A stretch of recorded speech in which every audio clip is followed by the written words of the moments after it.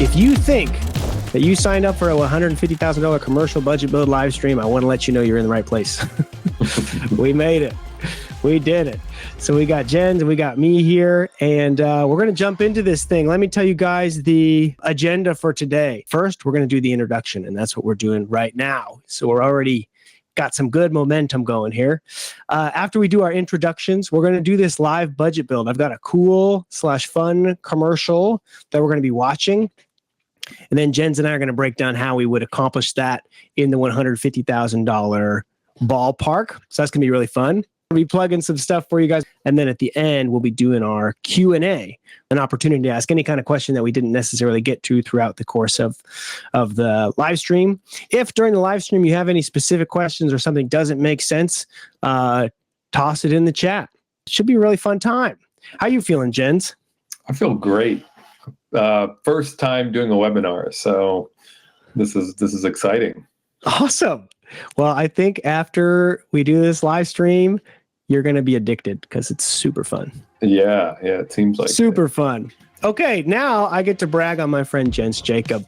Jens, as you can see by the top left image, is the CEO and founder of Saturation. Saturation is the production budget software that I use on all my projects for no other reason than it's the best.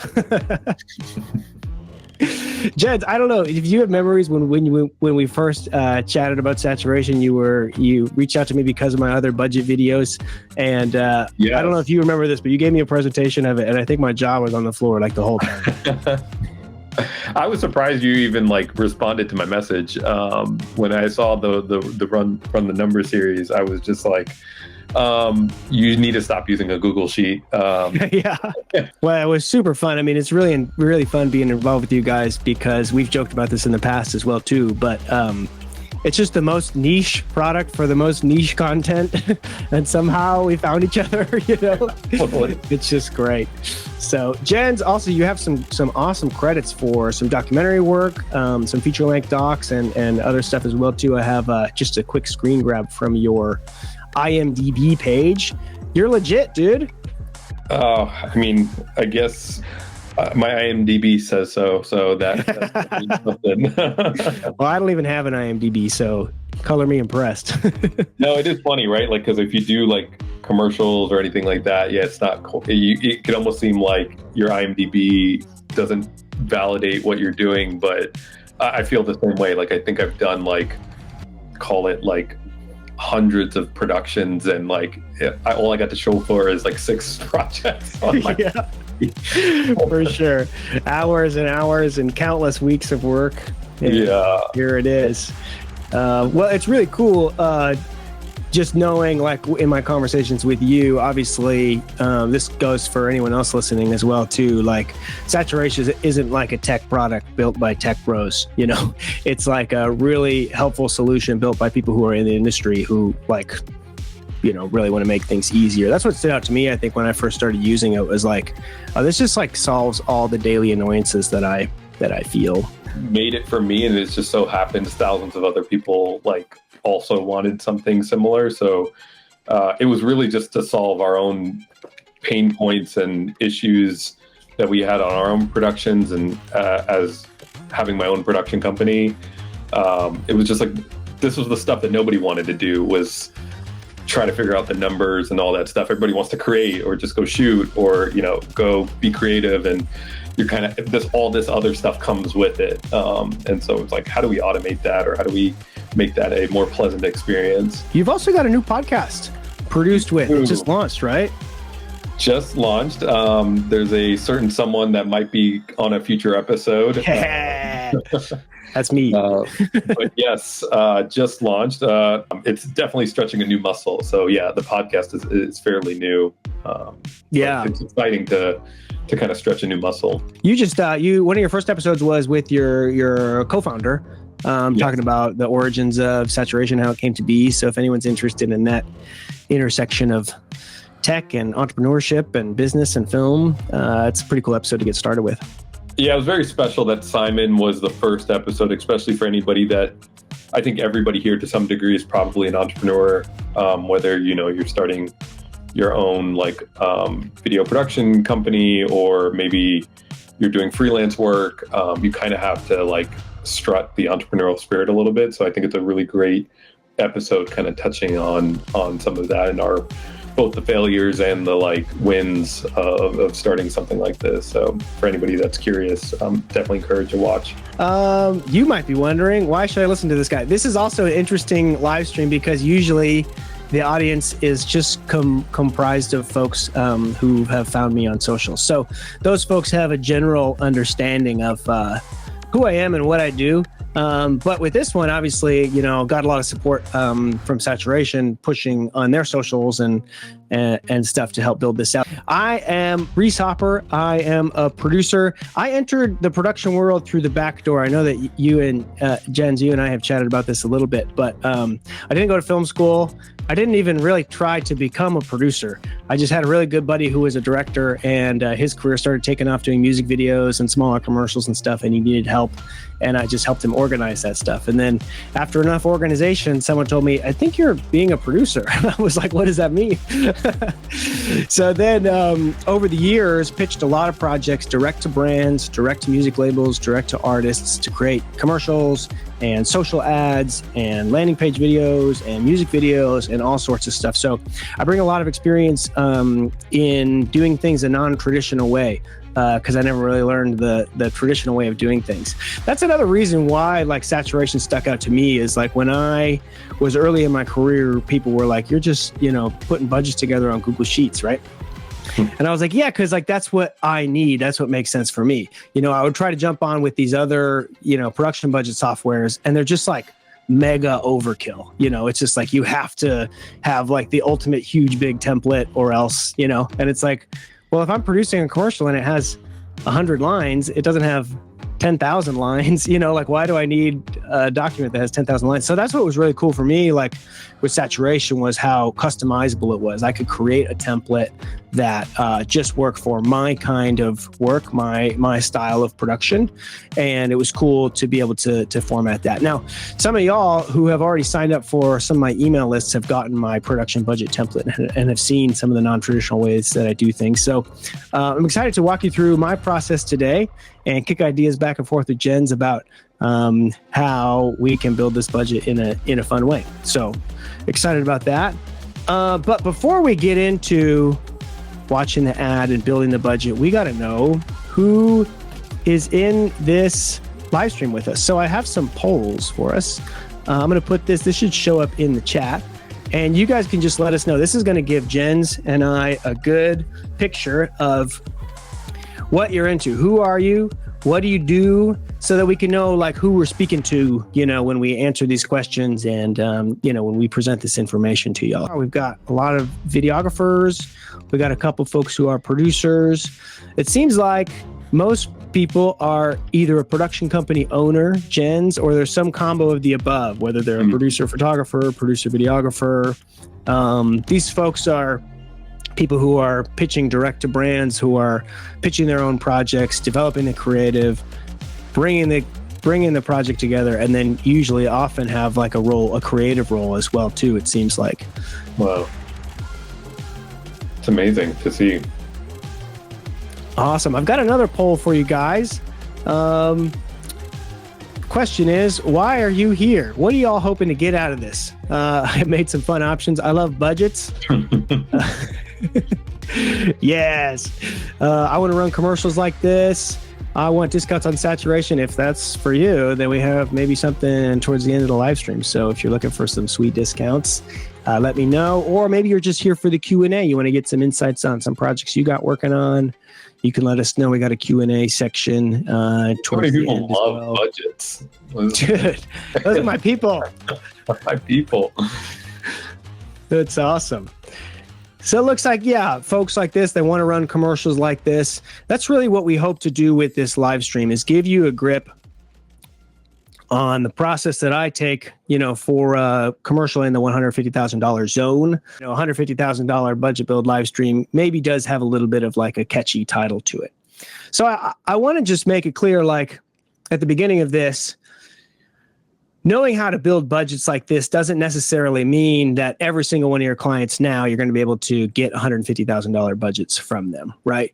When we're talking about pitching these kinds of projects, we're talking about bigger brands, medium-sized to large-sized brands who have big campaign budgets over the course of the year. They're spending upwards of $1 million or so annually on marketing, on all that stuff. So I just want to make that clear, because if you have a small business client, or you work with a solopreneur or something like that, you're not just going to waltz in there and say, hey, here's a game plan for a commercial that's going to cost 150 grand. Let's do it. They're not just going to jump on that, right? So when we talk about these bigger budgets, you need to keep in mind that these are for bigger brands who have bigger marketing budgets, who are used to spending that stuff. So a couple key ways that I tell people to identify these folks is, one, stalk them on LinkedIn. Do they have 25, 40, 50 employees? Because that gives you a picture of like how much cash flow they have, like going in the door every day. Another thing I tell people to look out for is, are they already doing stuff like this? Sometimes as production company owners, we can see businesses that have really bad marketing, and we say, oh, I'm going to jump in there and make their marketing way better. But the reason they have bad marketing is because they don't spend money on marketing. Right. They don't spend money on marketing because they don't value it. Maybe it's not a huge part of their sales process. Maybe it's not how they acquire clients. Maybe they have other kinds of contracts that don't need great videos, right? So sometimes we can see a deficit with a smaller business or even a bigger business and say, their content sucks, I can make it way better. You're kind of like chasing your tail a little bit, trying to convince these kinds of clients to spend that kind of money. It would be better to find clients who have proven that they already do spend this kind of money, and then you can pitch them to do it faster or better or cheaper or more innovative or something like that. I don't know if you have any insights in that zone, Jens, or if that is making sense to you, but I just kind of want to make it's so great that you say it that way, because I think you could think that the local business might need something better, but they probably don't have the budgets to begin with to support that. Something that we did, and I've seen even friends of mine recently have success with, is spec commercials. It's not always going to be the case, but sometimes people need to see that you have the ability to do a certain level of quality, and it's a chicken and egg type of situation where, like, you want the bigger budgets, but then they also want to see that you can deliver on, something bigger. I had a buddy just recently do like a Taco Bell commercial for Diwali, and it was a spec. I thought it was the real thing when he posted it. The quality of it, all of that, I'm sure he did it for, next to nothing, but it eventually got the attention of Taco Bell. Taco Bell started commenting on it, reposting it, and all that stuff. It's a strategy, but I'm not saying that that's going to happen to everybody, similar to what the caveats are. But just from my own experience, that has helped me early on. It's kind of like that fake it till you make it, with hopefully bringing something grounded to the table. I remember early on, one of my first spec commercials was a Tesla commercial. We just took a buddy's Tesla and, just made this really cool thing. And it got the attention of not Tesla, but at least other companies that I was trying to pitch at the time. So yeah, that's great. I was having a consulting call with somebody yesterday, and they were asking me, how do I level up my work? And it is kind of difficult to make a spec project at a $150,000 level if you don't have $150,000. Sometimes it's you need that cash in the door to be able to hire the right people, to be able to create something of that quality. But I think there's always opportunities at any level of project that you're creating. Let's say you only, grab a $20,000 or a $50,000 budget, and usually you profit a certain percentage on that. If you're trying to level up your game, there's always opportunity to, invest a little bit more back into the production. Now, obviously, I'm all about running a profitable business, and that's usually what I preach. But I just want to say that in certain scenarios, if you're really trying to level up your work, whatever level of budget that you're getting, I think there's always opportunity to make it a little bit better, to push a little bit, into new things, to bring on a colorist, or, to bring on a different cinematographer or something that will really help elevate your level of work. sort of like on spec, where it's like, well, I don't know if this is going to pay off, or maybe it's overkill for this client, but you're doing it for the future, thinking in the future. Yeah. And to that point, I'm sure there are people even listening, or maybe even from the audience, that kind of will look at something. It's like, oh, I could do that all myself and like do it for like way cheaper. But part of the game, or like the idea here, is that you can get other people that are maybe more talented than you in very specific departments or areas, and hopefully collectively that thing can be, call it better, or the bigger budgeted thing. And I think that's kind of also like the other levers you're like pulling. And to your point, like if you could go hire the colorist and it looks, maybe 50% better than what you would have maybe done out the gate. Sometimes these are the quality bumps that you can kind of do, that hopefully collectively kind of come to these kind of like big budget type of projects. Yeah. Just leveling up little by little. Yeah. So if you're in this live stream and you're looking to level up, everyone is looking to level up. This is an interesting way and an important way that you can level up if you understand how much things cost, what it takes, what kind of team is needed to pull together a production of this size. That's exactly what we're talking about today. So, Jens, are you ready? Should we show them the commercial? I'm ready. Let's look at it. Okay, cool. Guys, this is hot off the press. I just saw this commercial a couple days ago for the first time. I was watching the World Series, and let me share it with y'all. This is a commercial from Macy's. Here we go. Back this up. We can watch it a few times. Let me know if y'all can see this and hear this. 'Tis the season for hosting, for baking and roasting and getting dressed up to the nines. But no matter how smart they use prep for the party, they stay in the kitchen all night. Oh, the most wonderful stories start here.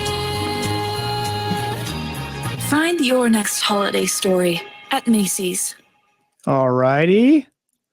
So I know sometimes screen sharing can be a little jumpy. I'm going to drop this YouTube link in the chat if y'all want to watch that on your own. I'll play it one more time, and then Jen, you and I can talk about what's going on here. Sure, yeah. 'Tis the season for hosting, for baking and roasting and getting dressed up to the nines. But no matter how smart they use prep for the party, they stay in the kitchen all night.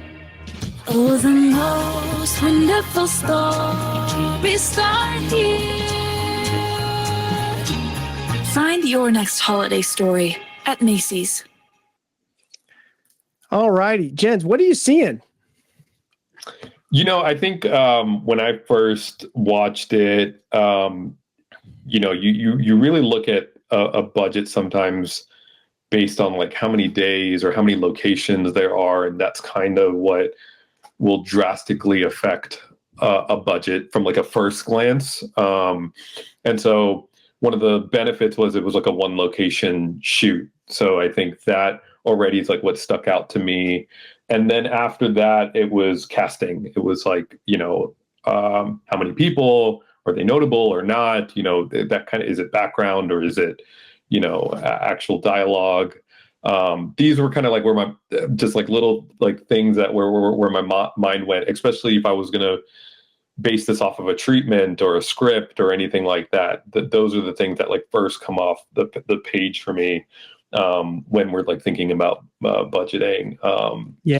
And then obviously there's like, things like art and all that, which we can, I'm sure, get into. But that's kind of where my mind went first, is like, how would you tackle the budget high level and then break out the little pieces? Yeah, I totally agree with that. And exactly what you said about location is, that's just kind of a little hack for anybody watching is, if a commercial has a lot of locations, it costs money because it takes 3 hours to set up and an hour and a half to tear down anywhere you go. You know what I mean? Especially if you're shooting at this high level. Another reason I wanted to share this commercial specifically was, it's fun. It's very like moody and vibey and holiday vibey. It looks good. But there's not anything in here that like seems outrageously expensive, but like when you start looking at things, you realize that these costs can add up. So some of the things that I noticed early, we've got a fair amount of good set decoration going on in this frame here. Obviously, we got this nice, beautiful table, expensive glassware and plates and a tree and all that stuff, so that's already happening. This opening, like follow shot here, there's a ton of gear, there's a ton of products going on, so there's like a good layout. And then obviously this wide shot, you see a bunch of food, that needs to be styled, like this whole kitchen eating scenario.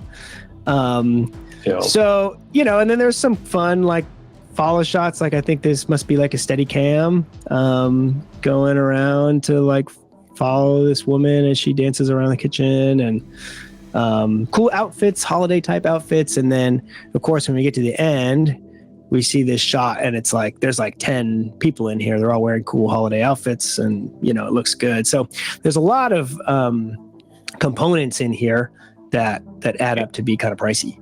And also I think sometimes when people think about this, they think, oh, I can go rent a house or maybe use my own house, or some ways to like cut budgets, but it really feels like this was studio lit. So it looks like they must have built this stage, and so that has days that kind of lead up to the actual shoot sometimes too. Yeah, I'm thinking about this one particularly, not if you recreated it and created your own, but yeah, for sure. I mean, obviously the lighting looks great and the camera's moving all around, Wow. So yeah, maybe it's a studio that they pulled together, or maybe there's high ceilings and they spent, like you mentioned, a day or so rigging, some stuff from the ceiling or something like that, to get some of the lighting setups that I'm seeing here, it feels like you're saying, it either has to be really high ceilings or like some sort of like ceilingless like stage that got set up. So yeah. That would be the other factor there. For sure. And then kind of the whole shtick of this, I don't know if y'all were able to hear it when I was streaming it, but there's like a cover of Most Wonderful Time of the Year or whatever, but the lyrics are changed. It's kind of this like kitschy, clever little thing where it's like the singer says, no matter how smartly you prep for the party, they stay in the kitchen all night, which is just kind of like this goofy little like, you work so hard on this and people are just hanging out in the kitchen, somewhat relatable, I feel like, for people who host parties. So that's kind of like the creative shtick here. There's not really any other dialogue going on. Obviously there's some, facial expressions type acting that's happening from this main talent, but then everyone else is just kind of like extra bopping around and having a time, So I think on the shoot day, it's relatively achievable. It's like not like you're running takes and takes and takes of lines or even capturing audio. But then the creative idea comes from this custom song.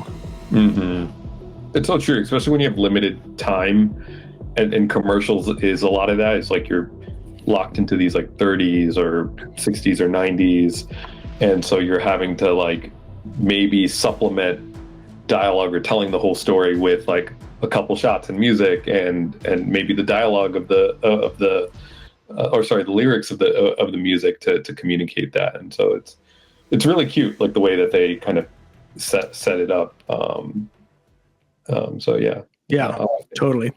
Tony, I see your question in here, and I want to dig into this because this is like an interesting idea. We're going to dig into it later just so we can get this budget build moving.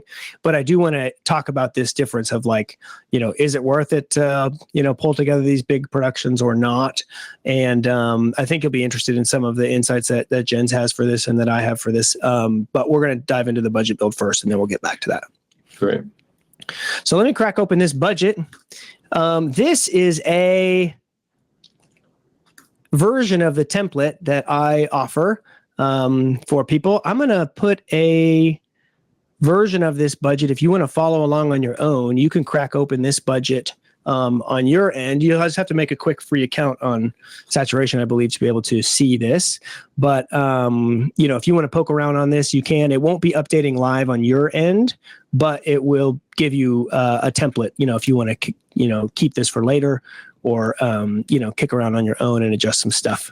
You should be able to see that. So what I'll do, Jens, is I'm just going to jump into each of these main sections. I have this one broken up. This is an example of my non-traditional approach to stuff, just with the sense of running my own projects and pitching direct to client. I like to break things up into, what does it take to build a creative, and then how much is it for the pre-production and the production, rentals, expenses, etc. So this is just a starter template here.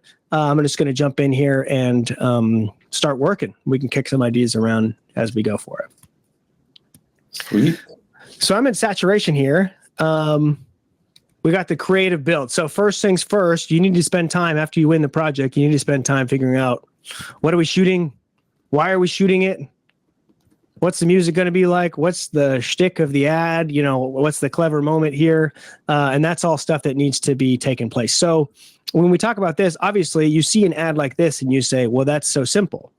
But when you're pitching a project like that to a client, or when you're in a creative build session with a client, they don't just see one idea and say, yeah, sounds good. They want to see 5 ideas that are all kind of adjacent, a little bit similar, a little bit different. And so that's part of what you're paying for in the creative build section. At least that's how I run my projects is, we would lock in the project for a top level budget. Maybe we have like a top level creative idea that we are going to be building off of. And then the first week or two is spent writing out scripts, making mini storyboards, creating little mood boards, trying to present these ideas back to the client so that they know what's going on. So if I get a director involved for something like this, usually I just set aside like a portion of the budget for them for their prep time. So that would just be like to get them involved on a few different calls, run some ideas by them. But most of the heavy lifting will be done by a creative producer and a copywriter. I would say, for something like this, if we're presenting, 3 rounds of ideas and maybe there's like 4 or 5 campaign ideas each, we would present like a version 1 deck of like 5 top level concepts. And then they would say, okay, take these 2 concepts and refine them. Then we would spend another day refining those 2.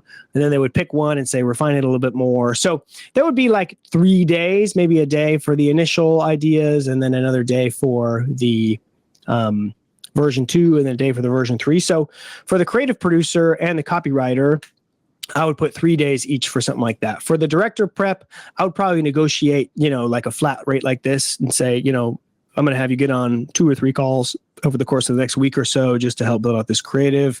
Gives you $1,500 to do something like that. That would be like wrapped up in their overall rate, which we'll get to later on.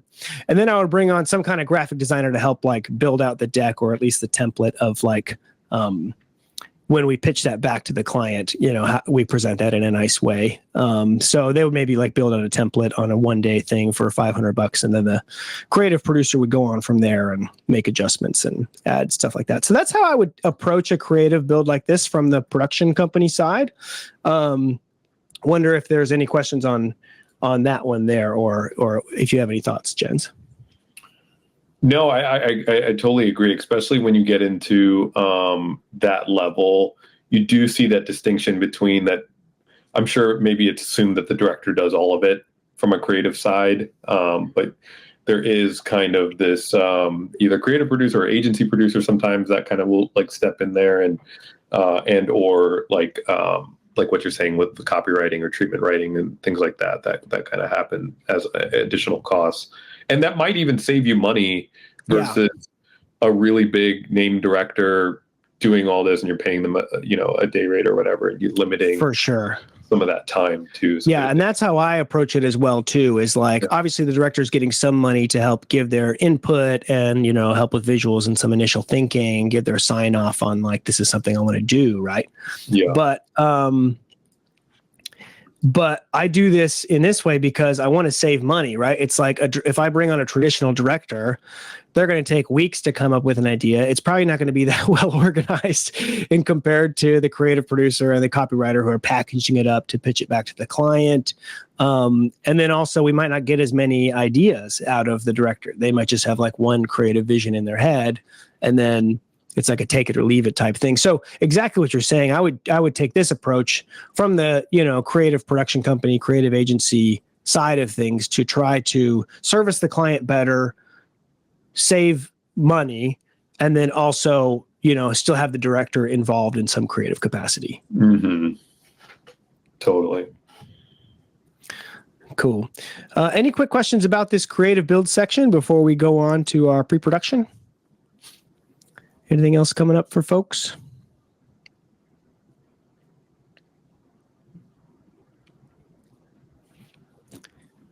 All righty, we will keep it going.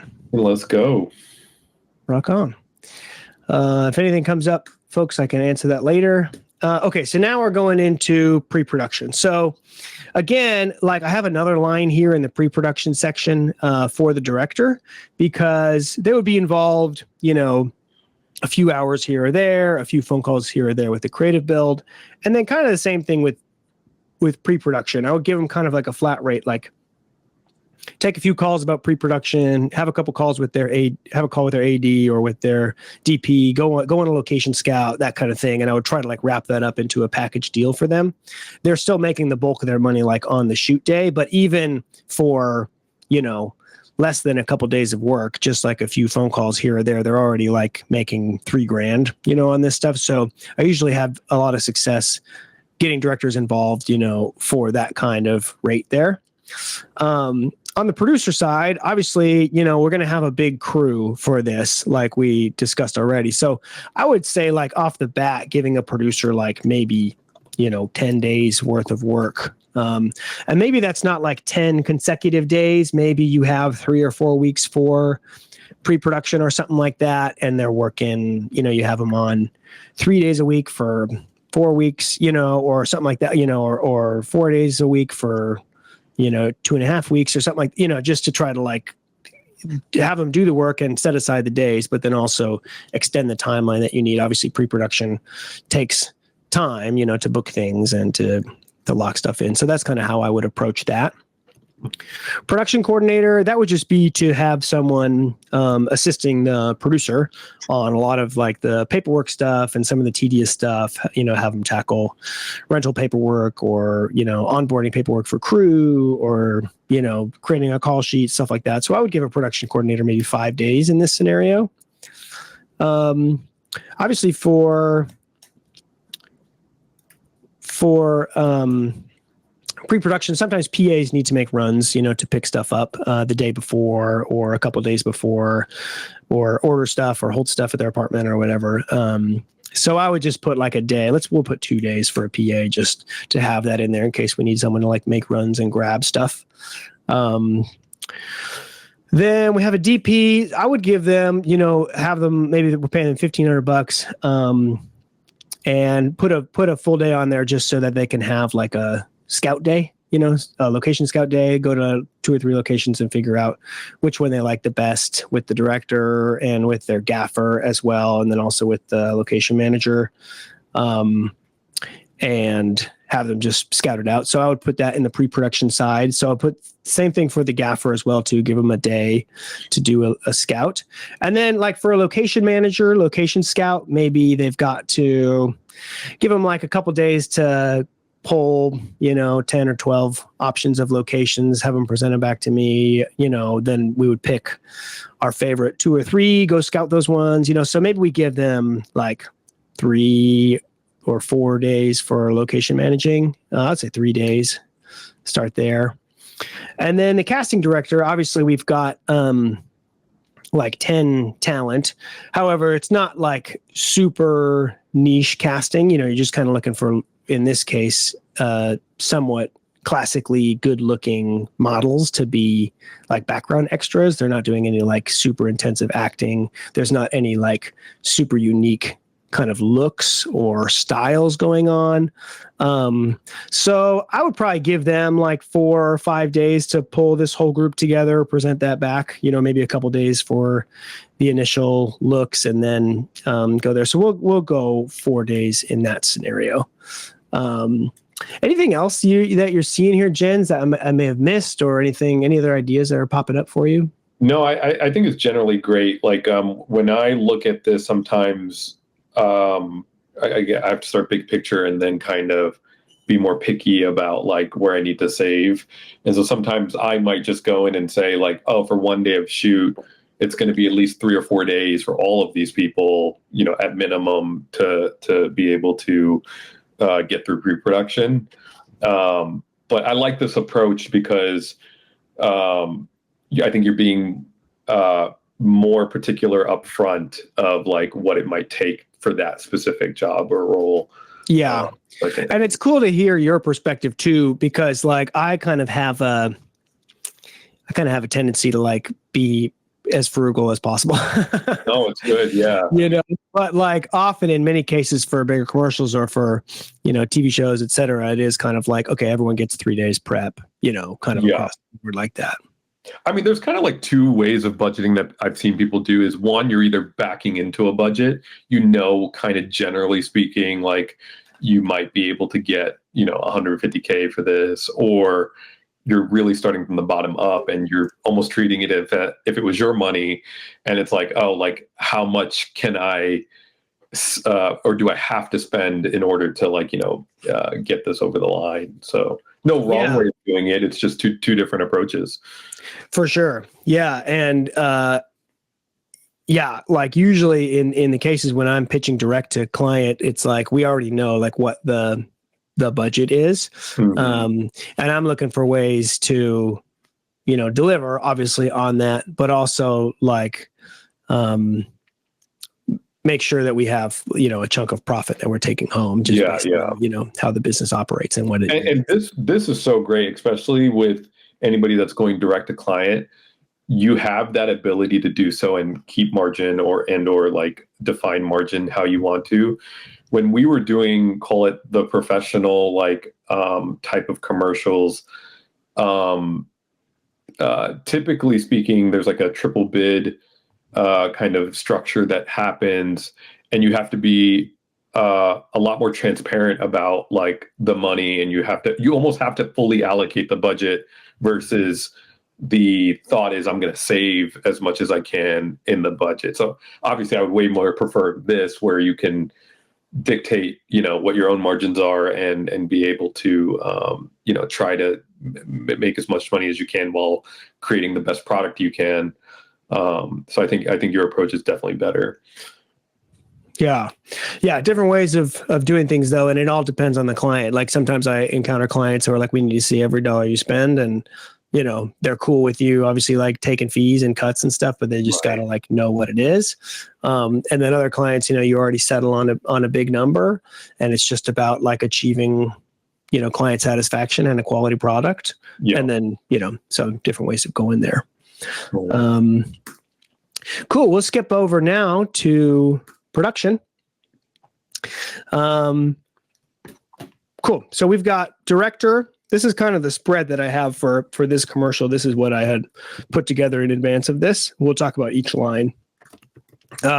Director, we're assuming this is going to be like a 1 day, 12-hour shoot, kind of show up, set up for 6 hours, shoot for 4 hours and then tear down for 2 hours kind of thing, which is somewhat common in these like 1 day shoot things, especially with like a big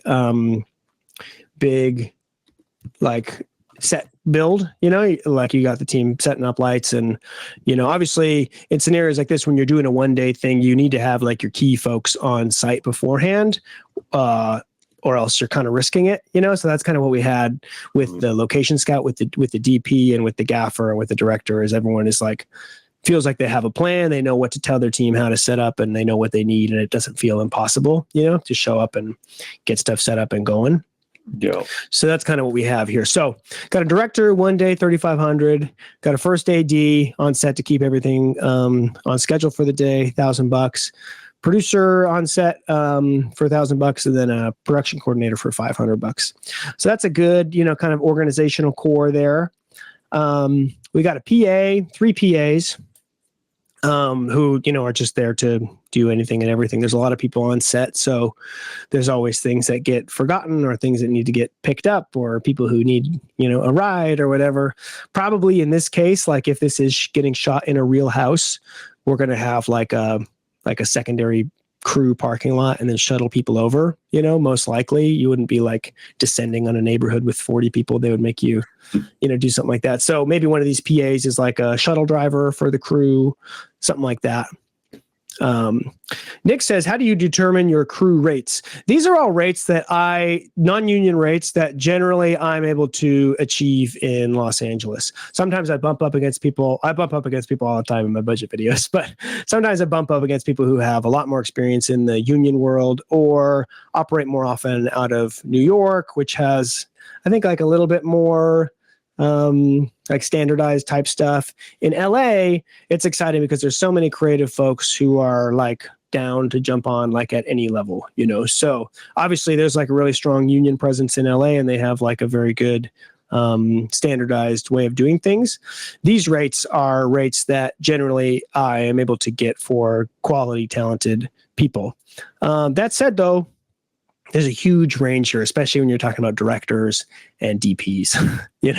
Director could cost you $10K for the day or $40K for the day, Yeah, sometimes it's based on what they're willing to do it for. I mean, it does get to that place sometimes where it's not as standard, like we're saying, because I've seen directors make $15K or a day, or a DP that you really want is like $5K a day instead of what you budgeted. But then some of the like more to the point you're making, there's kind of like area standards that kind of play, and a lot of that is like based on supply and demand. Realistically, like you might be in the middle of nowhere and there's like one working gaffer that like knows how to do all the rigging and everything that so like, you want, versus like maybe in LA there's a lot more, and it's a little bit more competitive for rates. At the same time, everybody needs a living wage, so there's like this fine balance there. But you'll start to like realize that when you start making calls and you start to understand like, oh, okay, generally speaking, this is what people are quoting me as their rate, and you can kind of get a feel for it that way. But sometimes, like even as John's saying here, it does shake out to be percentages of the budget.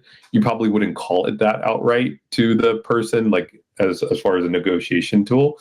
But I've seen like on some of my projects where the director would sit roughly around at 5% of the budget sometimes, or at least I don't know if I would go past that unless it was like a big named type of director.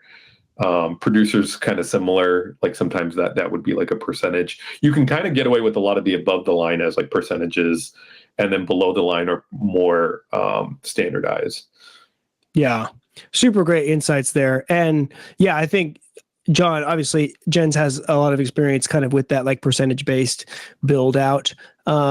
My approach generally, like as someone who runs a creative production company, is like, I'm the one holding the relationship with the client. I'm the one holding the money. I'm dishing it out, quarterbacking it, not necessarily like bringing a crew together as like everyone has stake in this. It's like the company has stake in this. They have the relationship.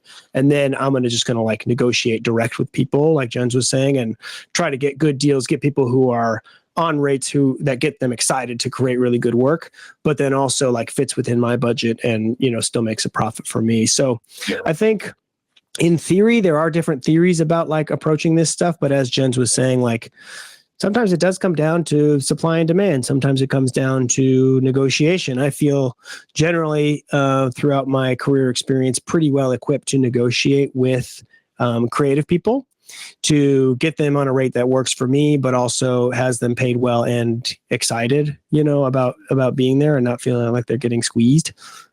So I think in theory, it's simple.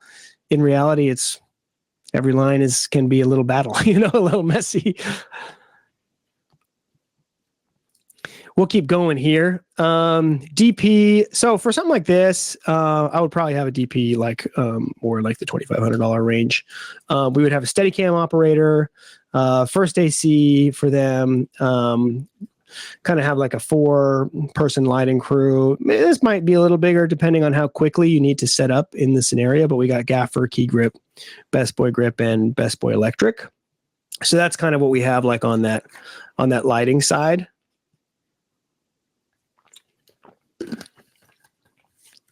Obviously, as we saw, there's a ton of production design going on. There's a ton of decoration going on. So what I would have for this is like, there's a lot of stuff that needs to fly in, be prepared in days in advance and fly in, day of. So, I would give a production designer like probably 4 days, give their assistants like 2 days each. So maybe, they would have 3 days to prep and pull all this stuff together. Then they're bringing it together. They have someone on the front end to help them organize it the day before. They have 2 people on set. Then they have someone on the back end, like to go drop it all off. That's kind of how I would think about things with the production designer. Kind of similar thing with the food stylist. Like maybe they need a day to prep with their assistant. So I'll give each of them 2 days for that. And then hair and makeup, you're doing hair and makeup for like 10 people, so you can have them come, hours in advance and get their look done. But you would need a couple people like available to do that. So I would have hair and makeup and their assistant, and then kind of the same thing with the wardrobe stylist. On second thought, I would add like a second wardrobe assistant here. And the wardrobe stylist would be kind of similar to this production designer. Like maybe I give them 4 days, and then their assistants each have 2 days. We can easily pop this in there.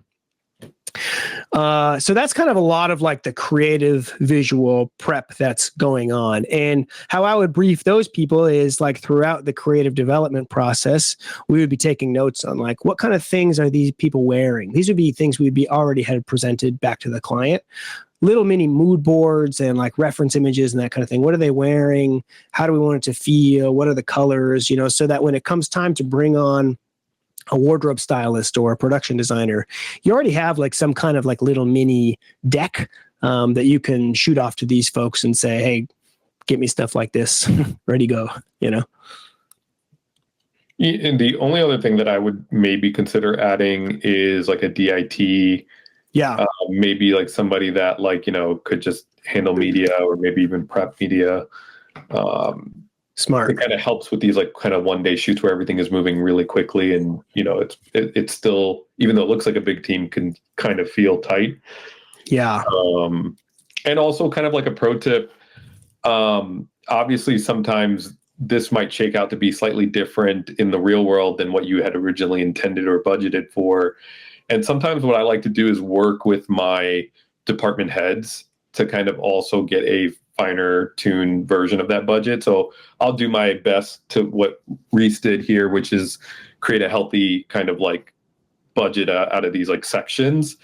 But what you'll realize is like once you go for the bigger named DP or the more expensive DP, they may want the more expensive camera or the more or a pre-defined team that they always work with, and they need to like have this team there.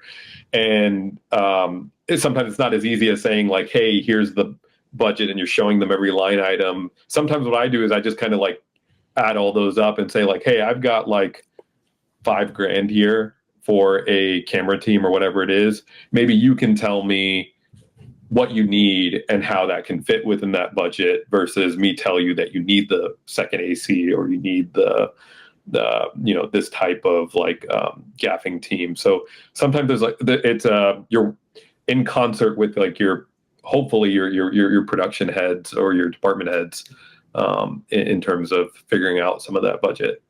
Yeah, definitely. Totally agree with that. And that was like a huge hack for me early on. Like I mentioned, like coming from a non-traditional approach, there was so much of this stuff that I didn't even know. I didn't even know what any of this language meant. I didn't know what a best boy was. I didn't know what an AC was, So it was a lot of asking people who do you want to work with? What do you need? Is this essential? Can you make it work without it? No. Okay, now I know you need this, and we put it back in the budget, and then letting people know, like, what can you make work? I've got $2,500 for camera, or something like that. And then people generally, when you show your cards, pretty willing to work with you. It's so true, yeah. I'm trying to think if there's any other little things, but I think you hit most of the I'm recalling the commercial, and it seems like you hit most of the big buckets there. Yeah. Cool. So we'll go on here to key talent. So I kind of identified this as like we have a key talent, and then we have our extras. So the key talent is that main woman who is doing most of the heavy lifting. She'll be on set for most of the day. Kind of have her on for $2,500, and then we would put, I think I counted like 10 extras. So put $10, and then give them paid like $1,000 each. Now these rates are highly dependent. The usage side is highly dependent on like where this ad is running. So this kind of ballpark might get you a few months on streaming service type something, or like social use or something like that. If we're talking about like bigger broadcast stuff, especially with a client like Macy's, that kind of comes down to the negotiation between casting and the brand and that kind of thing. And if they extend the ad, which they probably wouldn't for this one unless they ran it like the next holiday season, then it's like renewing those usage rates or something. So this is just kind of like daily session fees for folks in this ballpark. This seems totally realistic as far as getting these kinds of actors to do this kind of work for this kind of work day. But if we're talking about bigger licensing stuff, usage rates, etc., then that's a different conversation that is kind of out of scope of this. I see John also just brought up VideoSys / Video Village.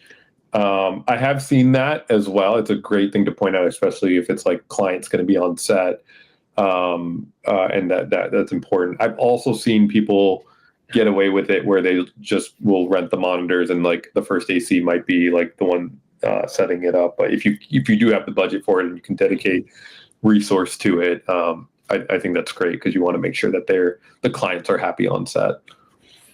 Yeah, that's usually what I do is like, make sure that the AC add like, a couple monitors to their system, and they just kind of set it up. But yeah, on bigger stuff with bigger clients, maybe you want a dedicated video village with someone running that whole world. Totally feasible. And you can add that in here as well too. Jacob is asking, do you use this template for bidding mostly on project within this scope? That I do. Yes. Jens, I think, can add more insight into like at what point or budgeting threshold is it like smarter just to step into this traditional AICP templates, etc. Saturation also has like a ton of great starter templates in for every possible scenario as well too. But Jens, I don't know if you have thoughts on like making that transition. It's interesting. Like I think everybody should see or consider a budget just as a way for them personally to be able to track. So whatever works best for you, I know that's a cop-out answer, is there's no wrong way of creating a budget. You bring up a good point about AICP bidding, and I would say that's more important for external, not necessarily as much like internal. And what I mean by that is if you are doing agency work, because of the triple bid system, they want a more standardized way of being able to compare budgets. So if me and Reese were competing on this Macy's commercial, we would both have to submit it as the AICP budget. And then basically it's easy for them to compare to see if there's any kind of like weird anomalies. So they're going to look at the creative, whatever that is, with the pitch deck, the budget, which is usually the AICP bid, and then make their conclusion. And because we've already made the budget as that bid is the reason why we'll just go ahead and track against that. I've seen people still use that as the bid and then use their own internal budget metrics if they don't require you to report. Like like what we were talking about transparency earlier, some of these agencies might require you to generate a cost report.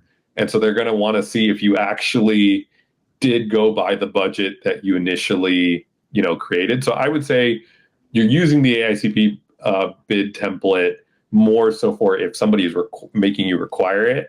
But it is just a good standard if you don't know where to start and you just want to like get into commercials. It's not a bad template to use. I mean, I used it even on commercials where we didn't necessarily use it for a bidding. More so, one of the things that saturation tries to teach you into thinking is try to use your budget the same way that you would set up your accounting. And if you can kind of have these two things similar, that and you know, maybe most people aren't thinking about accounting, you know, early on in a project, but especially when you're doing like expense tracking and cost reporting and accounting for your company. What I did in the later stages of my company was my budget was just all my chart of accounts in my QuickBooks, and I basically just had those two things mirrored, so that whenever I did something in saturation, it automatically also updated in QuickBooks as well. So not as much just for bidding or budgeting, but like thinking of it holistically. That's another way that you might want to think of like what your template might be. And that's how studios do it too. So if you ever get into feature films, usually when you see a template that even saturation provides, it's usually their chart of accounts. And their chart of accounts is essentially what they use for accounting. And that's what their budgets are based off. So that's just kind of like a small tidbit. It doesn't work the same way, obviously, for video production that it does with like big studio. But we were trying to make a holistic kind of system that it didn't matter if you were doing a $5,000 video or a $50 million feature, that you'd be able to do all that inside of here. Yeah, totally. And I see Darren is asking like tracking expenses from multiple department spends. Can you link credit cards and bank statements? Do you have receipt scanning? This is stuff that Saturation has all of that. Jens is going to give us a quick little demo of Saturation Pay a little later on. Yeah, great question. But yeah, that's what is also super great about Saturation is like there's so many features in here that like frankly we won't have time to like fully dive into today. Like we're not even talking about actualizing. We're not talking about like auto expense tracking, you know, or like globals or fringes. Like there's so much stuff that makes this like really powerful. I mean, you could use this. Maybe this isn't the right thing to say, but you could like technically use it to count like your whole business, you know, like it's powerful enough to do it, you know? So absolutely. Part 2 coming. Yeah, we should. Yeah, could do some really deep dive for the folks who are big nerds about it. Like you, Darren. Just kidding. Dylan says, let's say the wardrobe stylist ended up being 3 days instead of 4. Do you move that money into the production fee? Is there incentive in this process to try to bring rates down? Yes, totally. Let's say you're able to get a deal, or let's say you account for 4 days of work for the stylist, but they end up only say they need 3.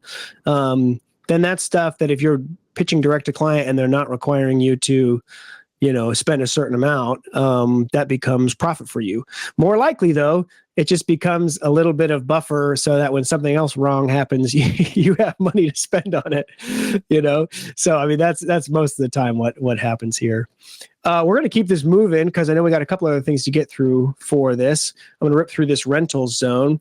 Kind of one day for a camera rental in the $2,500 zone. If you were, since we're doing Steadicam, I probably would maybe bump this up in like a $3,500 zone.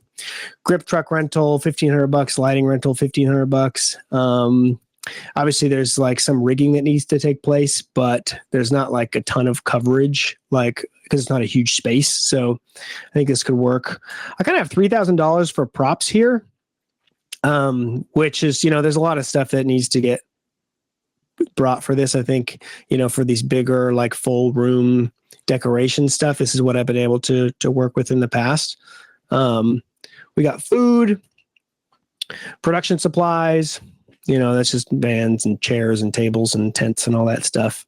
Wardrobe rental, we're outfitting 10 people, $3,000. I mean, that still might not even be enough. You're looking at like $300 per person. You're going to want to cut like a couple different outfits ready for them so that they can jump in and out of them throughout the course of the day and get approval from the director, et cetera, on that. Like maybe I'll bump that up to 4,000.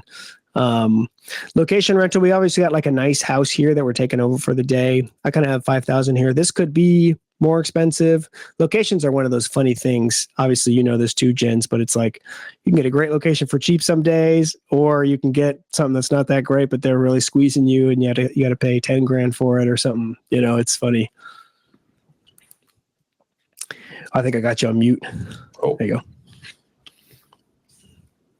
Oh, can you hear me now? Yeah, gotcha. Oh, I was actually going to even say this because, especially if we were talking about renting a house, there might be even stipulations that the location has that you might need to account for more in your budget. So it might look like a cheap location, and let's just say it was $1,000 or something like that. But they're like, you can't use any of our bathrooms because we're not going to have 40 people like use our like bathrooms to like clog the toilet or whatever it might be. And then now you're talking about you need to have like, you know, base camp or like porta potties or things that like, you know, when you're shooting in the house, everything else needs to be like outside of the house. And then if there's things outside of the house, are you then having to permit and you're having to like also like, you know, make sure your neighbors are okay with it. There's like kind of like other like location-esque type of things that might be domino types of costs once you start like finding the locations. Yeah, totally true. I have a couple of like potential accommodations for that stuff in the expenses. So Crafty, you know, I would just like have a PA, give them a list and have them get anything and everything as far as drinks and snacks, etc. Then bring on a lunch caterer. Maybe you're looking at like $30 for lunch for 45 people, or let's see how many people we have on set. We can go to production here, and then we have the quantity of people on set. And then you can go down here at the bottom and click some quantity. So 51 people. So then I would go down here to expenses. You know, maybe we're looking at 51 meals at $30 a pop. You know, it's $1,500. It's also kind of cheap. Like maybe we're looking at more like $40 if they're doing breakfast and lunch. Permits, you know, we're assuming this is like a pretty normal permit where, you know, there's no issues. There's no like extra things to be looking out for in LA. You know, kind of you're looking at like a base level of like $1,800 if they don't decide that there's something random that you need to get, you know. I also put here like crew parking, just because like if this is a house, you're probably not descending on a neighborhood with 30 cars, right? Or 51 cars, you know. So then maybe you find like a local grocery store. Usually churches are like a really great place to find crew parking because a lot of them have parking lots and they're not operating during weekdays. So we do something like that. Data, you know, just a few hard drives that go with the production. Maybe we're renting like a shuttle van to shuttle people from the crew parking back and forth. In every category here, I have this miscellaneous line, and I always use it because there's always like random stuff that pops up. You know, that's kind of how I take care of contingency is like just in every section, I have like a miscellaneous line that always ends up getting mostly eaten up. So yeah, John says less than 51. Some crew are in for multiple days. That's true. Yeah. So like some of that prep stuff on the wardrobe side wouldn't necessarily be true. However, sometimes if they're working a full day, they would charge you for like a lunch driving around, you know, like if they're driving in between rental locations or something, you know, or like prop houses and they're picking up a lunch on the way, they would charge you for that. So we'll leave it in there just to account for it. Maybe missed a question here. Jordan asked, do you present the agency fees to clients when you're bidding? It's kind of interesting just because sometimes if there's an agency involved, usually the agency is hiring the production company. Usually when it's direct to client, you're either skipping over the idea that there's an agency or you're acting as your own agency. In that case, yeah, you would just then, and I think here we had it as the creative fees. We didn't call it agency in this budget. So that would be the way that you would account for it, is that you're like just listing what that might be in the creative fees. Yeah, it depends on how you communicate with your client too, Jordan. A lot of times when I'm speaking direct to clients, you know, they want to see like some all-in number and they want to see what that includes. Sometimes I want to get really into the nitty-gritty of like, how much are you spending on creative and pre-production and production? And then in those cases, like I would also show them, you'll see when we zoom out here, to the top sheet, we have like a 20% production fee, which is just like guaranteed profit. Like on any money that gets spent, 20% of it is like, this is what we're using to cover, business expenses and internal costs and insurance, and different things like that. Now you could also add insurance as a line item depending on how you run your business. But that's something that, depending on how you're communicating with your client, you may present that to them, or you may just present them a like all-in number, and it's assumed that that's connected to it. Yeah. Some clients understand it more or less. Generally speaking, the smaller clients are like, you're adding on a 20% fee? What? And some clients, most of the time clients who are bigger, like they understand that that's how it goes. So I have some ways of like explaining that to clients, which we could chat about a little later on. But yeah, that's a consideration there. Then we'll go down here to post-production. Now with a campaign like this, it's unlikely that you would get 50 people on set and then just shoot one 30-second ad. Maybe you're shooting multiple 30-second ads. Maybe you're shooting, some other like product close-ups.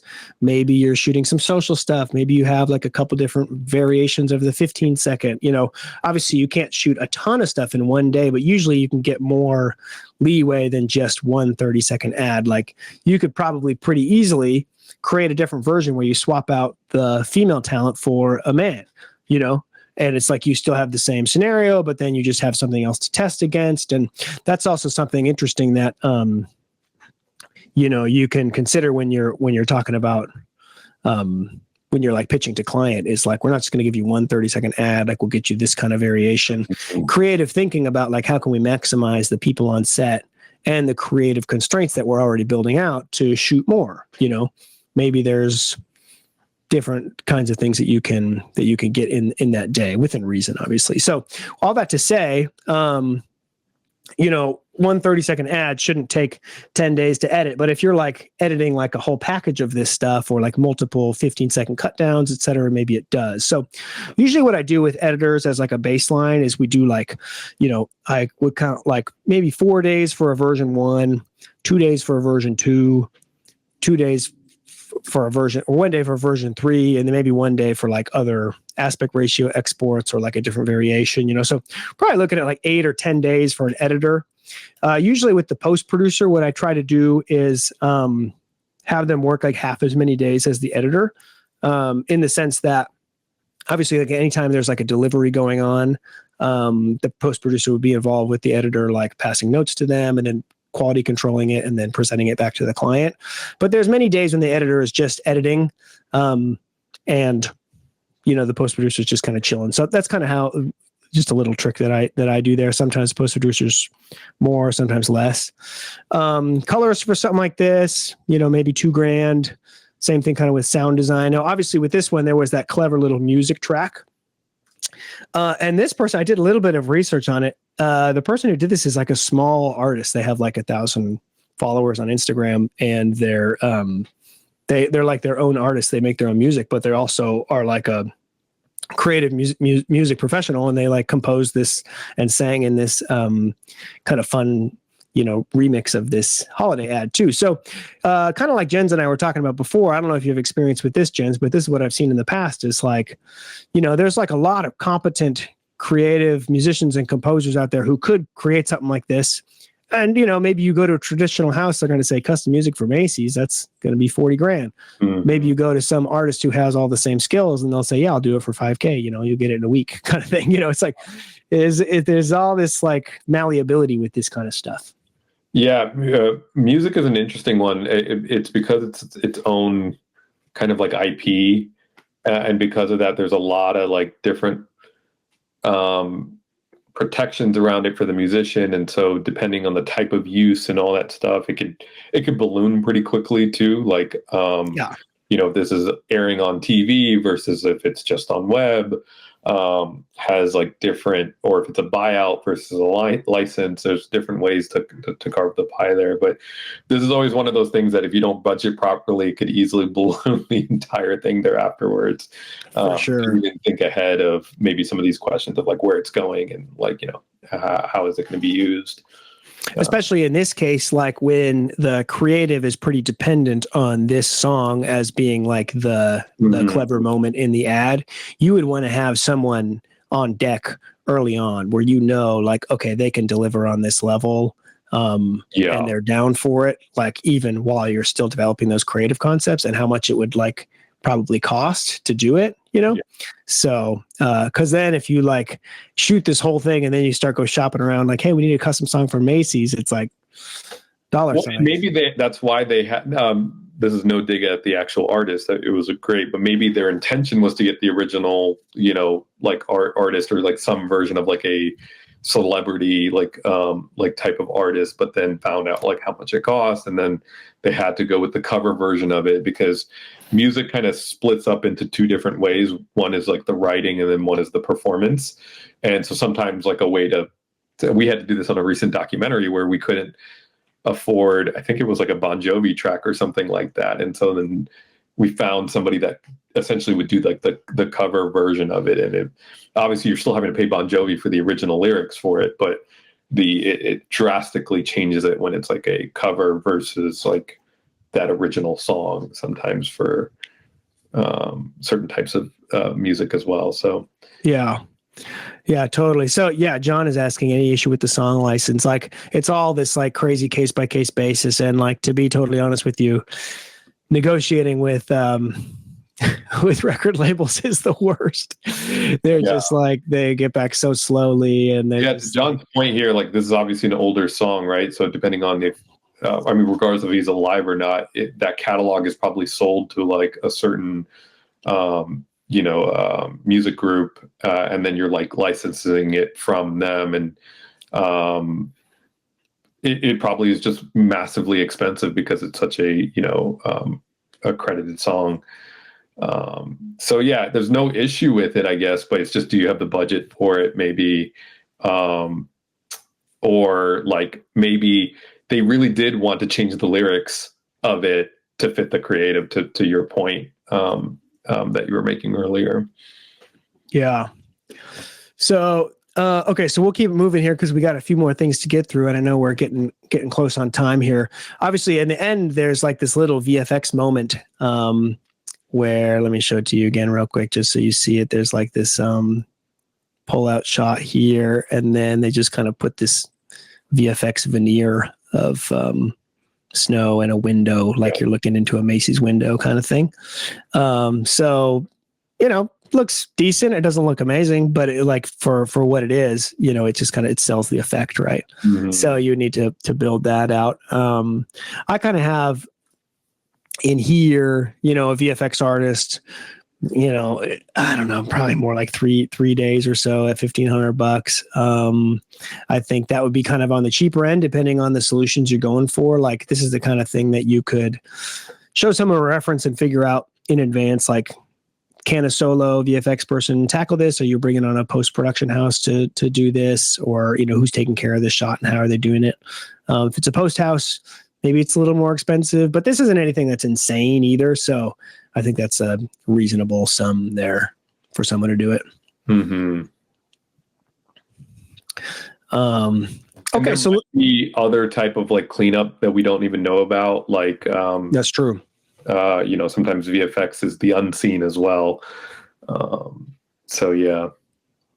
Yeah. So here we're looking at the top sheet. For the creative build, we're in the $6,500 zone, pre-production around $22K. I got this subtotal here for like my prep. So it's like we're spending, $30K. That just gives me a good picture of like, okay, almost a fifth of the budget is going to this like creative build and pre-production. We have this other subtotal here for production, between production, rentals, and expenses. It's like, okay, about half is going there. And then we got like another little less than a fifth is going to post. And then this 20% fee, this is covering insurance and profit and, other kinds of business expenses, which puts us at about 150K. Nice. We did it. We did it. This is actually an interesting question from Nick. What happens if the client says now reduce it by 25K? I mean, 25K. Yeah. where do you cut? Where would we cut? That's a great question. Yeah. Well, there's a lot of like money that's getting spent on some of this higher quality approach to things, right? Like to pull off this ad, this creative concept, you don't need to spend this much on lighting necessarily. To pull off this, you don't necessarily need a steady cam op. It's like there's like different things that you could change. Obviously, like it would make the ad look a little bit different. In some cases, probably not as premium or probably not as good, but there's like interesting ways that you would need to find that. Like maybe you find an editor who's also a colorist, like, and you can combo that. Maybe. And also, might I add, there might be a point where you can't justifiably cut. And at that point, you're telling the client, hey, there needs to be creative decisions that need to be made in terms of cutting, not necessarily just purely a budget. I mean, they should assume, and you should be at the place of that you fairly have created the budget, not necessarily that you baked in like so much margin. I mean, in this case, we're showing a lot of what our margin is here. So if it were me, I would try to figure out, what are we cutting from the creative, and hopefully it's still a creative that we both are proud of, to be able to get that down reasonably. Those are always interesting conversations as well too, and those are the moments where you can have a real conversation with your client and retain the budget, or even sometimes get more budget. It's like those are great, interesting sales opportunities for you to say, what are we doing here? What's the goal? Is it to save money? Because if it is, like, we can make something else that saves a lot more money. Right. Or is it to really hit this creative approach? And if so, let's talk about it, kind of thing. So interesting approach there. So Reese did a fantastic job of breaking down the budget, and we are going to assume that we have now gotten the $150K budget from our client. And, more money, more problems. You kind of have to figure out now how to account for everything and make sure you're managing everything properly. And so that's kind of also the other part of where saturation is very powerful. And one of the big things that we do is we have this part of our app called Saturation Pay, and it essentially is creating banking and payments for you inside of Saturation that allows you to easily track all of your expenses to the project. And so there's a couple different ways that we do that. So one of the cool things is, I'm sure most of the people that are production company owners here gets this, where you might have a bank account, but then it's hard to give access to producers that are freelance to your bank account. You're not going to really do that. And so you're doing all these weird things like giving out petty cash and all that stuff to manage money. And instead here, what's cool is you can create a bank account inside of Saturation, and from here you can create project allocations. So let's just say Reese is producing this budget for me, and it's 150K. I can allocate 150K to this project. No money has to move. It's all kind of just sitting here. And then from that, he's basically able to send payments for invoices. You can also create expense cards for all your different categories. And what's cool is once you start using this, it'll automatically start to categorize the expenses for you. So as you're swiping, if this is my meals card, if this is my production design card, or whatever it might be, it'll automatically categorize, and it gets rid of a lot of the accounting. I tell people all the time, I thought I was becoming a producer to be creative, and I ended up becoming an accountant because I had to deal with all of this stuff that I had no business or never wanted to figure out. So a lot of the automation comes from this, is that basically you're obviously able to manage the budget here. You're able to bring in banking as well as connect to accounting tools like QuickBooks. And so it kind of all seamlessly integrates. The one thing that I do have to say, unfortunately, for my international friends here, is we are not available yet in some of these countries. Currently, the Saturation Pay part of our app is only US based. We are working towards figuring out how to get this out to more countries. But everything Reese showed you just earlier, is definitely usable. The budgeting and everything like that works across any country. But that's just a little bit about saturation pay. We also are about a week or two away from releasing something that I've been wanting to do ever since we started saturation, which we're going to give you kind of like a sneak peek to, which is you can now actually get credit inside of saturation as well. And so generally speaking, P cards are usually debit.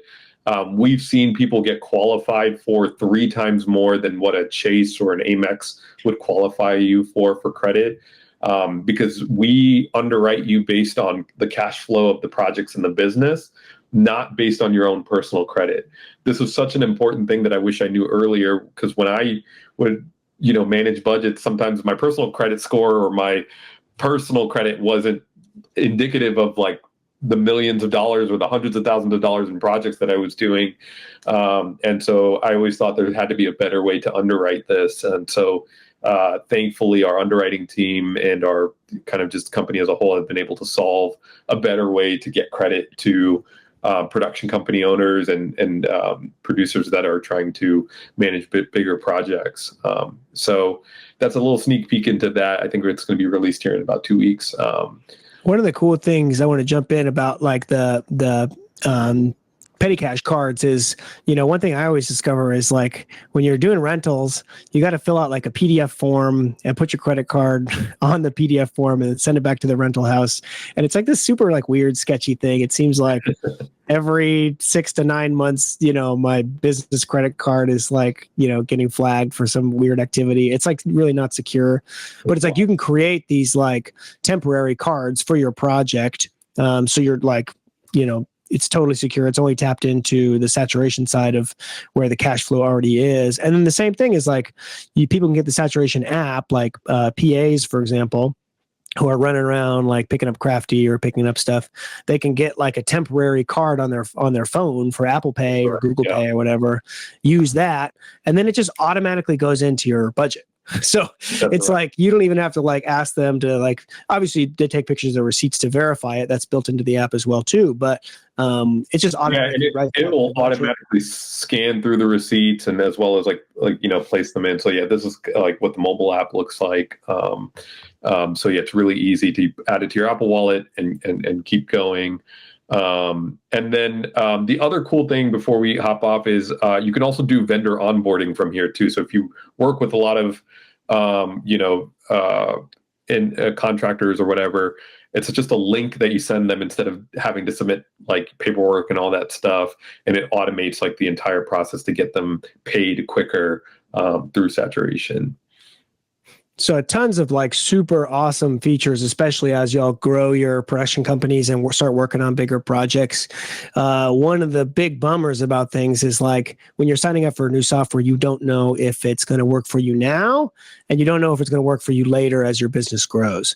But that's what I feel really confident in with saturation is like this, I can customize this to work for me now, and it helps.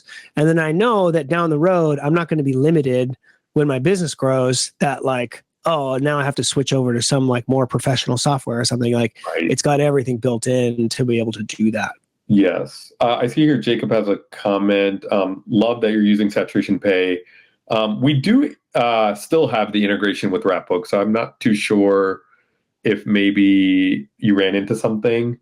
And actually, now Wrapbook has put saturation on their end as an option, which just happened yesterday. So actually, it's a more further integration, so which is kind of cool. But yes, we do integrate with Wrapbook where you can import a payroll log into saturation as well. Yeah, that's awesome. Yeah. Jens, I know we were planning on going like till 1:30, which is right now. I don't know if you have a few minutes to stick around and answer questions. Yeah. If there's any, I'm happy to answer any questions that might be there. Sweet. Awesome. Are you anything else we should know about the Saturation Pay demo? I don't want to cut you off. No. That's kind of high level for now. We're happy to do demos with anybody as well if you guys are interested afterwards to learning more about Saturation Pay or just saturation in general. I'll put that link in here too. Awesome. If y'all have any questions about anything we chatted about today, I know there was one from earlier in the session that we didn't get to. All righty. We are rolling on camera and audio, baby. Okay, let's see. There was a question early on. Here it is, from Tony. Possibly premature question. Is this worth it? We're talking about the commercial. Yeah, is this worth it? Is it worth the headache to deal with all the moving parts of this sort of size production? How much are you pulling in yourself with all these expenses and vendors and the energy expenditure to lock one in? Like, as opposed to a smaller budget piece, like maybe 5, 10K, you're taking home most of that because you're a small team. Is it worth it? I have a take on this. Jen, I'm sure you have a take on this too. I do. It's interesting. It is the $1 million question that everybody has to ask for themselves. And so I think that answer will be different for every single person. That answer was different for me 10 years ago than it is today. And if you asked me this in my early 20s, absolutely it was worth it. If you ask me now, maybe not. Even if you ask me if I got $100,000 profit for the amount of work that it might have taken to do a certain type of production. I mean, I ultimately got burnt out doing certain levels of high-end commercials and music videos because of a lot of the pressure that it came with. I started developing anxiety attacks even from working with a certain production company. It got to a place where it wasn't worth it for me, if I'm being completely honest. Now, that's not for everybody. That's just, but I would say ultimately, are you feeling fulfilled in what you're doing? I think money is going to be relative for the person that,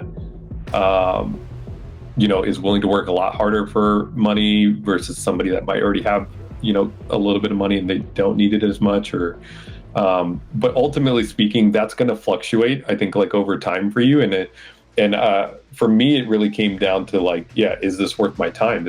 That's your bigger commodity, right? And are you getting fulfilled in whatever it is you're doing? I think a lot of people end up propelling this stepping stone idea that I'm going to do commercials because I want to do feature films at some point, or I'm going to do videography to do commercials at some point. But you kind of have to know in the moment that it is taking up a certain amount of your time, and is it worth it to you? Maybe it is or isn't monetarily, but it sure as hell should be from a fulfillment standpoint, at least from a creative fulfillment standpoint. Yeah, I totally agree with that. When we talk about, is it worth it to spend all this time and energy and money creating a commercial for $150,000 when you could also create an effective piece of content for $15,000? That is a question and an equation that you have to weigh for yourself and your own business. Yeah. There are tons of video production companies that do fine doing $15,000 projects. Now, do they have premiere looking color? Do they work with all the great cinema gear? Do they, have the ability to work with, more expensive models or do interesting stunts? No. And so I think that's part of the equation as well, too, as far as creative fulfillment and a love for filmmaking.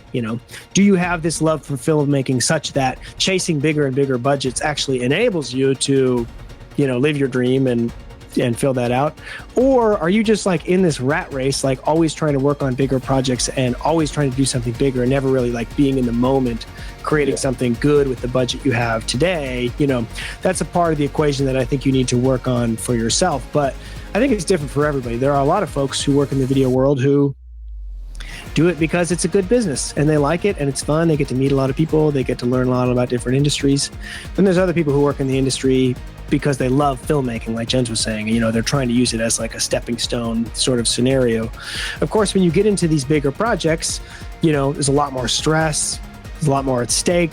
If you mess it up, you can't just give the money back. You know what I mean? A lot of liability. Yeah, a lot of liability. But also, it's greater risk and greater reward for you as well, too. On a $10,000 project, even if you're profiting 80%, that's $8K, But the director lines only on this were $8K, So if you're directing this and you're also producing it and you're taking home that $25K or whatever on this, it's well, there is some financial kickback there as well, too, that may be worth it for you. So hopefully. And budgets are relative, right? Like, I mean, we are kind of saying this was $150K. The reality of that Macy's commercials, it probably was $1 million, and another $1 million went to an agency.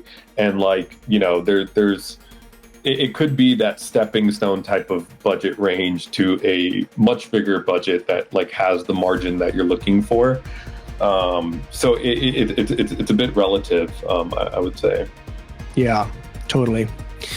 We chatted a little bit about this crew rates question, I think, before. I know there was another question earlier from Jordan who was asking about presenting production fees to clients. And I wanted to chat about some of the like approaches that I take with that, because there are, like I mentioned, there are some smaller clients who like really balk at the idea of a production fee. Yeah. You know, it's like, why would you bring that up?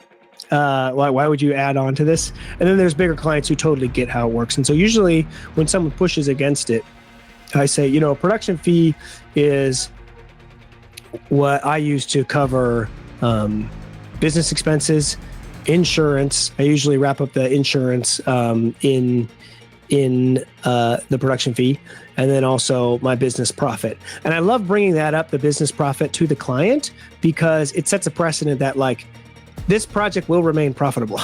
You know, like I'm not just doing this to do it. Like I'm not just doing it for the love of the game. I do love the game, but like this project needs to be profitable. So if you're adding stuff on here, it's also going to add to the production fee, you know, and that's just like part of it. So that's an interesting kind of conversation that I like to have with those clients who don't get it, is like, no, this is a business and this is going to remain profitable for us. Yeah. And it really will, to Reese's point, it's going to be maybe dictated by the agency and or client. If they like require you to show that, like some direct to client may not, and you're just baking in your margin in all the line items and like just where you can. So it doesn't have to be as explicit. I would say don't do it if you don't have to, because it does, to Reese's point, like it does raise the eyebrow sometimes for some people. But if you have to do it, then obviously, like, yeah, make sure that it's a healthy amount there. And also, Reese is right. It's not always this profit margin. It actually might already have baked in costs, like insurance or certain levels of like contingency that you might be on the hook for if the budget goes over. And the client's not going to be responsible for overages. It's how you kind of put together that contract or that agreement. I think people run into this when they're trying to make the jump from one person show photographer or one person show videographer into these bigger projects, because previously it's like, well, that was your day rate. So like, why don't I just pay you your day rate and then we just pay these other people that cost, right? Mm-hmm. And so making that distinction clear is like, well, yeah, you can just pay me my day rate, but then now you're producing the project. So you go find the crew, right, you go do the work, you go take on the risk, you know, that kind of thing. That's kind of like a cheeky way you can think of getting back to people.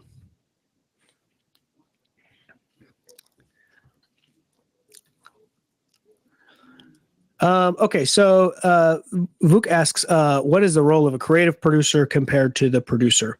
Sometimes these can be the same people. Sometimes they're not the same people. When I produce a project, I like to do both because it really is fulfilling to me to be connected to the initial idea of the project from the beginning, and then to see it all the way through to the end. And I like to do post-production because of that as well, too, to bring the vision from original deck that I helped make into bringing the team together on set to shoot it, into making sure the vision gets completed through the edit as well, too. So it doesn't need to be that way, though. Sometimes I work on creative projects like when the business is scaling and we have a couple different projects going at once and I can't be the line producer and the creative producer on both. You know, it's like, okay, sometimes I'll just creative produce a couple things, then have someone else line produce the bulk of it, or vice versa, you know. But the creative producer is someone basically just like a really good communicator, someone who is maybe an accounts person would be like another way of saying this, but someone who's really good at like compiling creative ideas, drawing those creative ideas out of copywriters, putting them together in a clear way, and presenting that back to client in a clear way. Just making sure that the creative gets produced. I mean, it's like a basic way of saying it. It's also like, unfortunately, such a vague term, producer, and you're going to see that cross industries, that it's like slightly used in a different way, or even in the same industry, there could be a creative producer in post-production, and there could be a creative producer like in production. And I mean, generally speaking, how I've heard the idea that a producer has kind of like 3 core functions, and you can only really be good at one of them, is what a mentor once told me.